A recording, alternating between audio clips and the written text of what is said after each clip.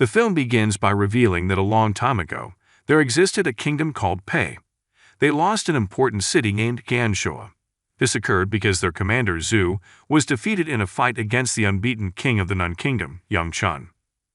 Several years later, a man named Luo Yan, an advisor to the Pei Kingdom, visited their king Pi Lian. He wanted to inform the king about Zhu, who had recently traveled to Jin, but he didn't understand why Zhu went there. When King Pi Lian heard this, he sent Lu to bring Zhu to him right away. On the other hand, Zhu's wife Shai and the king's younger sister, Qingping, were playing a board game with dice. They felt it could anticipate what would happen in the Pei Kingdom. After rolling the dice, Shai predicted a major battle on the 7th rainy day, with a great man emerging victorious. Later, Zhu met with Pi Lian and informed him that he had gone to Jinshou to face Yang Chun and retake the city. Pi Lian was concerned that this challenge would spark a battle and disrupt the peace between their kingdom and the Nun Kingdom. Zhu suggested beheading as punishment for challenging without authorization, but Pi Lian rejected. Instead, Pi Lian requested that Zhu and Shai play an instrument known as a jang. They did not want to play it till they had Ganshoa back. Unfortunately, Pi Lian kept pressuring her until she reluctantly agreed to play. Shai suddenly drew out a dagger, intending to do the unspeakable. Zhu instantly stopped his wife's efforts and cut his own hair as a symbol of her transgression against the monarch, before finally inviting her to leave the royal room. After Zhu and Shai left, Luo Yan had an idea. He suggested to Pi Lian that Qingping marry Yang Chun's son, Yang Ping, to maintain peace between the two kingdoms. Pi Lian believed it was a wonderful idea and instructed them to relay this message to Yang Chun.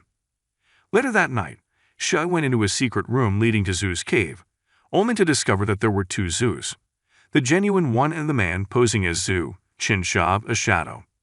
Zhu had a severe chest injury after losing a battle to Yang Chun few years ago. He hid in the cave and persuaded Jin Shao to succeed him as leader of the Pei Kingdom. Zhu was now intentionally injuring Jin Shao's chest to make it appear as if they had both sustained the identical wound from Yang Chun's blow. Jin Shao and Shai returned to their room to recover after Jin Shao had repaired his injuries. But knowing he wasn't Shai's husband, Jin Shao chose to sleep on the floor. The next day, Pi Lian convened a meeting of kingdom authorities to discuss Zhu's actions in secretly challenging Yang Chun to a battle. During the meeting, Pi Lian instructed Jin Shao, whom he believed to be the actual Zhu, to cancel the duel.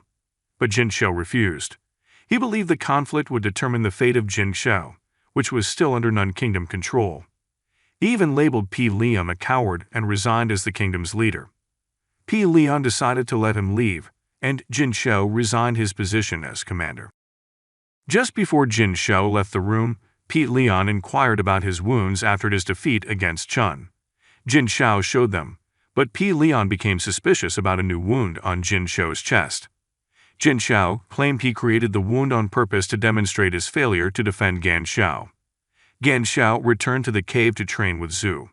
They were supposed to fight 3 rounds, and if Gan Shao lost 2 of them, he would be judged defeated by Zhu. The next day, while Pi Lian was practicing his riding, Luo Yan rushed in with a message from Yang Ping. He agreed to marry Pi Lian's sister, Qingping, but only as a concubine. This outraged the kingdom's authorities, especially General Tian, because it was an affront to the Pei Kingdom. But the monarch didn't appear to care and granted Yang Ping's request. Qingping was upset with her brother for not standing up for her. Meanwhile, in the Nun Kingdom, Yang Chun was showing his son, Yang Ping, how to handle a sword staff during their training. After that, they discussed Zhu, who had challenged Yang Chun to a duel to win Gan Shao. They assumed that the Nun Kingdom possessed a larger army than the Pei Kingdom, which had let go some government officials. In a secluded cave, Zhu demonstrated to Jin Shao how to fight against attacks with an Elad knife weapon. Gan Shao was overjoyed to learn this skill, so Zhu asked Shai to assist him master it. After the session, Gan Shao walked to the wilderness to practice his flute.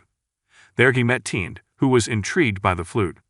Tian inquired as to where Gan Shao obtained it, and Jin Shao promptly led Tian to the secret grotto to see Zhu, the flute's maker. When Tian arrived in the cave, he was surprised to discover that the real Zhu had been hidden there all along and had persuaded Jin Shao to take his place as a shadow. Zhu then unveiled a massive strategy to make his goals come true. Gan Shao would challenge Yang Chun with Gan Shao's assistance. while Tien would organize a group of prisoners to assault Gan Shao and murder P. Leon, allowing Zhu to become king. If Zhu was successful, he pledged to make Tien the kingdom's commander, and Tien consented to the proposal. The following day, Tien began teaching the kingdom's inmates the umbrella knife method he had learned from Zhu. Meanwhile, in the underground cave, Zhu and Shai were drinking tea and discussing Jin Shao's mother, who was still alive. Zhu disclosed where she was and vowed to let Jin Shao return home if he defeated Young Chun in the fight. Hearing this, Jin Shao became even more motivated to win and reconnect with his mother. After tea with Zhu, Jin Shao returned to Shai's room. Jin Shao informed Shai that because it was their last night together, he would do whatever she desired. She had been enticed by him for some time before asking him to sleep with her. Jin Shao accepted, unaware that Zhu was discreetly observing from behind a hole in the wall and appeared enraged by his wife and Shadow's behavior. On the day of the battle between Jin Shao and Yang Chun, Jin Shao arrived in Jinno on a large bamboo raft bearing the yin and yang symbol.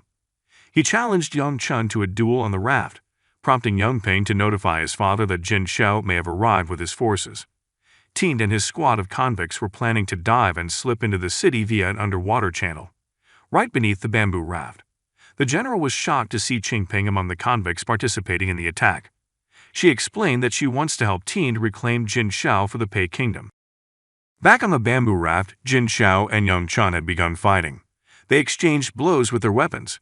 Yang Chun managed to injure Jin Shao a few times with his sword spear, but Jin Shao, determined not to lose, battled back with an umbrella knife. At the same time, Tien and his warriors had secretly entered the city and defeated the guards with bows and arrows.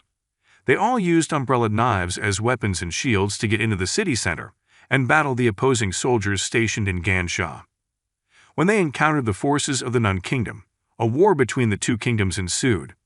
Jin Shao remained on the bamboo raft, fighting Yang Chun despite being under attack by the Nun Kingdom's king.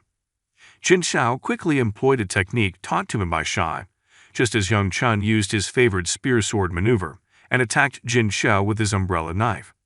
He twirled the umbrella, knocking Yang Chun's spear sword away. However, Yang Chun swiftly reclaimed his weapon and attacked Jin Shao again, causing a significant injury to his back.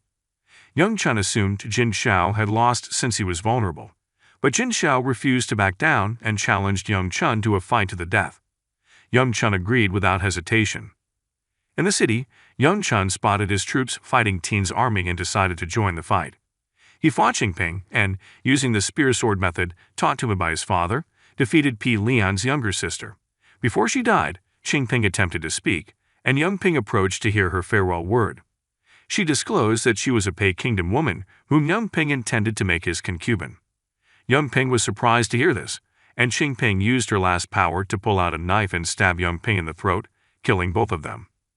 On the other hand, after defeating the opposing forces, Tien swiftly removed the Nun Kingdom's flag and announced that they had successfully reclaimed Gan Shao for the Pei Kingdom. Yang Chun became enraged when he saw his son had lost and the enemy had taken over the city, and he rushed Jin Shao recklessly, giving his opponent little chance to defend himself.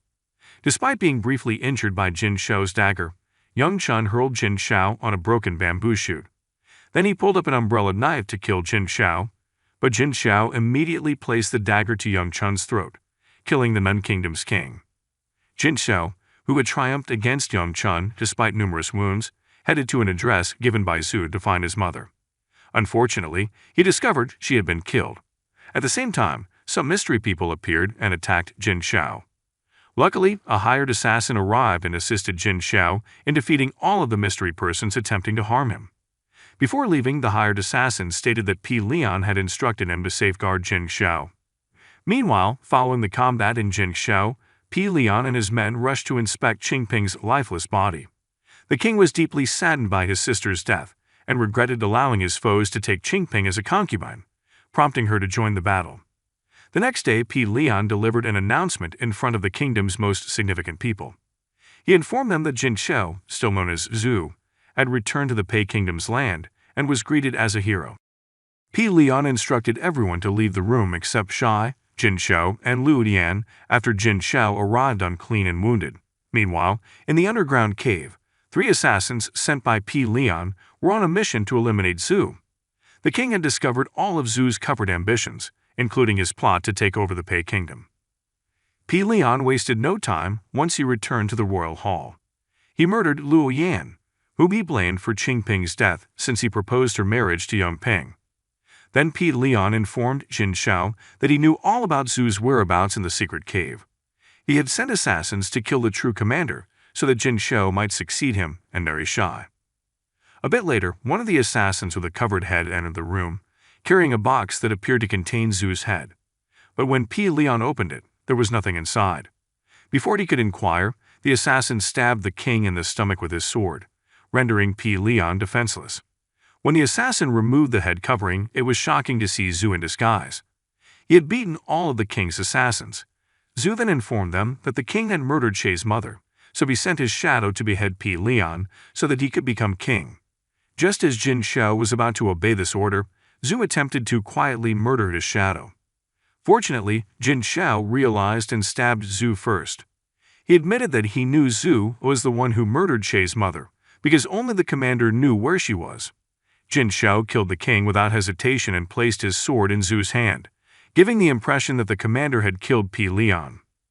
Meanwhile, Shai watched everything unfold in terror and remained silent.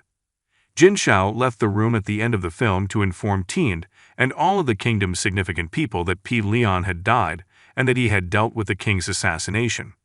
Shai dashed inside the room, chasing Jin Shao but coming to a halt behind the door. She was torn between exposing all Zhu had done and accepting her new job. The conclusion of the story is that if you ever end up in a kingdom where everyone looks the same, there are plenty of conflicts, and someone is playing a guang. Always wear an umbrella with a hidden knife. You never know when it will rescue the day.